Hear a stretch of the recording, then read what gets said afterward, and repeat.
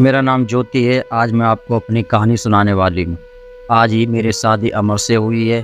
शादी एक अच्छे बड़े घर में हुई है। पैसों की कोई कमी नहीं थी। मैं और मेरे पिता अपने आप को बड़े खुशकिस्मत मानते थे कि हमें ऐसा घर मिला है जो सभी रिश्तेदार भी कह रहे थे कि ज्योति के तो भाग खुल गए। किस्मत वाली है, हम लोग उनके मुकाबले कुछ भी नहीं है। पिताजी के पुराने परिचित होने की वजह से मेरी शादी उस घर में हो गई। शादी के बाद मैं पहली बार उस घर में गई। घर में जाते ही मुझे पता चला कि वो लोग कितने बड़े हैं। घर बहुत बड़ा था। पहली बार था जब उनका घर मैंने देखा था। सब कुछ बहुत अच्छा था। सौरात का समय आ गया, लेकिन उसके पहले मेरी सास और ननद ने मुझे अकेले में ले गई। मेरे समझ नहीं आया, मुझे लगा कुछ बात करना होगी। उनके चेहरे उतरे हुए थे और डरे हुए थे, जैसे कि कोई बात वो मुझसे करना चाहते हो। मैंने उन्हें पूछा, क्या हुआ, आप दोनों इतने डरे हुए क्यों हो? मेरी सास बोली, बेटा हम तुम्हें कुछ बताना चाहते हैं, लेकिन तुम यह सुनकर हिम्मत रखना। साथ ही मेरी ननद भी बोली कि अब जो तुम्हें बताने वाले हैं वो बात हम तीनों के बीच में ही रहना चाहिए। यह बड़ा घर है, यहाँ बात फैलते ज़्यादा समय नहीं लगता है, और वो बात सबके सामने आ गई तो हमारे घर की इज्जत मिट्टी में मिल जाएगी। अब तुम इस घर की बहू और तुम्हें इस घर का मान रखना होगा। उनकी बातें सुनकर मैं सच में थोड़ा डर गई। मुझे समझ नहीं आया कि वो लोग क्या बोलना चाह रहे हैं।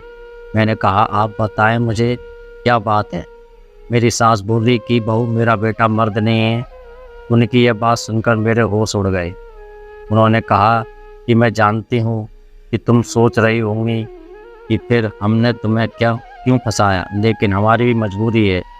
हम यह बात ऐसे बता नहीं सकते थे, वरना सभी को पता चल जाएगी।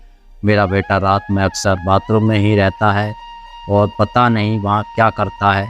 जब भी उसे पूछो तो यही कहता है कि उसका पेट खराब है। कमरे में जाने के पहले अपने पति के लिए बातें सुनकर मुझे समझ नहीं आ रहा था कि मैं क्या करूं। मेरी ननद कहती है कि तुम उससे बात करना, थोड़ा समय उसके साथ बिताओ, फिर उससे खुलकर बात करो। अगर कुछ हो सकता है तो हम ज़रूर करेंगे। हम तुम्हारे साथ हैं, तुम्हें अकेला नहीं छोड़ेंगे। सौरात वाली रात ये सब सुनकर मैं अपने कमरे में जा रही थी। मुझे अब डर लगने लगा था। मैं कमरे में यही सब सोच रही थी कि मेरे पति हमारे कमरे में आए, कमरे का दरवाज़ा बंद किया और दरवाजे से ही पेट पर हाथ लगाते हुए आए। बिस्तर पर मेरी तरफ पीट करके बैठे और बोले कि उनका पेट खराब है, और कुछ ही सेकंड में वो उठकर बाथरूम में चले गए। बिल्कुल वैसा ही हुआ जैसा कि मेरी सास ने मुझसे कहा था। पेट खराब हो तो थोड़ी देर बाद वो बाथरूम से बाहर आ जाते, लेकिन वो करीब 1 घंटे तक बाथरूम में ही रहे। बाहर चुपचाप अपने बिस्तर पर बैठी रही। उन्हें मैंने आवाज़ भी नहीं दी। बस यही सब सोचते सोचते मैं बिस्तर पर लेट गई। करीब 2 घंटे बाद वो बाथरूम से निकले। मेरा अब उनसे बात करने का मन ही नहीं था। मुझे लगा कि मेरे साथ धोखा किया गया। वो भी चुपचाप अपने बिस्तर की साइड पर जाकर सो गए। सुबह मैं अपने आप को खुशकिस्मत मान रही थी और रात होते होते अपनी किस्मत को कोसने लगी। सुबह मैं जल्दी उठी और बाथरूम में गई।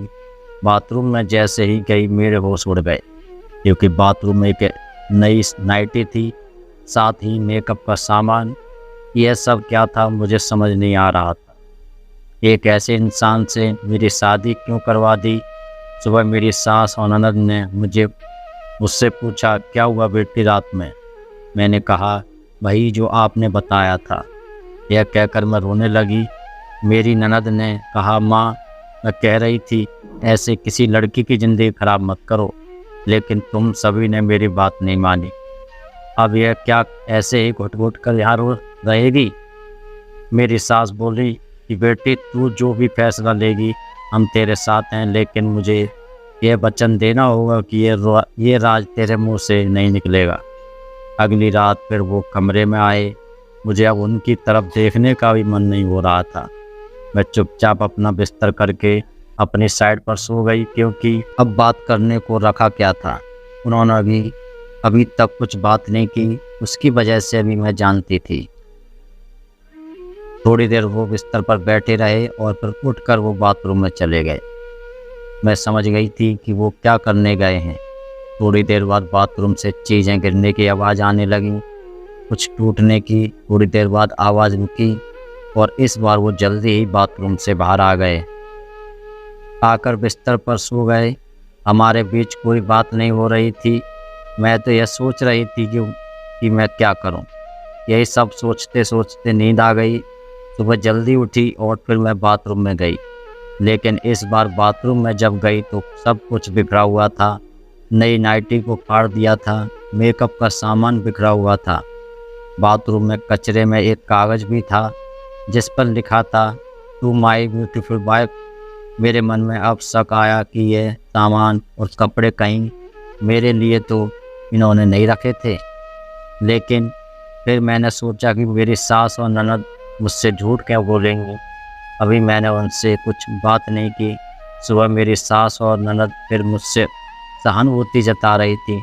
मुझे उनकी बातों से लगा कि वो चाहती है कि मैं अमर को छोड़कर इस घर से चली जाऊं। मुझे अब मेरी सास और ननद पर शक हुआ। मैंने घर की पुरानी नौकरानी से बात की। मैंने बातों बातों उससे पूछा कि अमर कैसे हैं। वो बोली कि वो तो बहुत सीधे हैं। उनकी माँ और बहन तो चाहती हैं कि उनकी शादी उनकी बहन के पति के रिश्तेदार से हो। बहन और माँ तो बहुत कोशिश की, लेकिन उनके पिता नहीं माने और उनके दोस्त के परिचित यानी आपसे शादी करवा दी। वो दोनों तो आपकी शादी के खिलाफ थे। कई दिनों तक घर में विवाद भी होता था, लेकिन तुम्हारे पति अमर ने कहा कि पापा जो बोलें वही करते हैं। मुझे अब पता चल गया था कि मेरी सास और ननद मुझे क्यों भगाना चाहती है। इसलिए उन्होंने मुझसे झूठ कहा था। उन्होंने शायद अमर को कुछ कहा हुआ रात। अब मैं अमर से बात करने का इंतज़ार कर रही थी। वो कमरे में आए तो उनका मुंह तो उतरा हुआ था। यह पहली बार था जब मैं उनसे बात करने वाली थी। उनके आते ही मैंने कहा, आप मुझसे कुछ बात करना चाहते हैं? वो बोले, अब बात करने को रखा क्या है। पापा का विश्वास था कि वो घर पर अच्छा है, इसलिए मैंने माँ और बहन की ना सुनकर तुमसे शादी की और तुमने सच छुपाया। मैंने बोला, क्या सच? सच कि तुम मुझसे शादी नहीं करना चाहते थे। तुम्हारी ज़िंदगी में अभी भी कोई और ही है। ये बात तुमने ही तो माँ को बताई थी।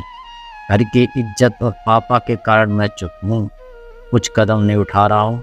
और मैंने भी देख लिया, सुहागरात में रात ज़िंदगी में बहुत स्पेशल होती है, लेकिन मेरे बाथरूम में 2 घंटे रहने पर भी तुम्हें फ़र्क नहीं पड़ा। माँ ने सही कहा था कि तुम आवाज़ भी नहीं दोगी, बात भी नहीं करोगी। मैंने बोला, बाथरूम में रुकने को उन्होंने कहा था और वो कपड़े, मेकअप और वो मेरी बहन ने रखा था। कहा था पहली रात का गिफ्ट है, तुम्हारे लिए बाथरूम में रखा था। मैं उठकर उनके पास गई और उन्हें कहा, आपको पता है उन्होंने मुझे क्या कहा? फिर मैंने उन्हें सारी बात समझाई। कहा कि वो चाहते थे हम दोनों में गलतफहमी हो और हम अलग हो जाएं, ताकि वो जो चाहते हैं वो पूरा हो जाए। उन्हें गुस्सा आया, लेकिन मैंने कहा, नहीं, अब हम इस बात को यहीं ख़त्म करेंगे और किसी को कुछ नहीं कहेंगे। उस रात मेरी सारी परेशानियाँ, गलतफहमी दूर हो गई। वो थी मेरी सही मायने में सुहागरात। अगली सुबह मेरी सास और ननद ने मुझसे पूछा कि मेरा क्या फ़ैसला है, मैं क्या करने वाली हूँ। मैंने कहा कि मैं आप दोनों को माफ़ करके एक नई शुरुआत करना चाहती हूँ। आपको मुझसे कोई शिकायत नहीं होगी। मैं एक बहुत अच्छी बहू बनकर दिखाऊंगी। मेरे चेहरे पर मुस्कान देखकर उनके चेहरे उतर गए। ननद तो उसी दिन अपने घर चली गई।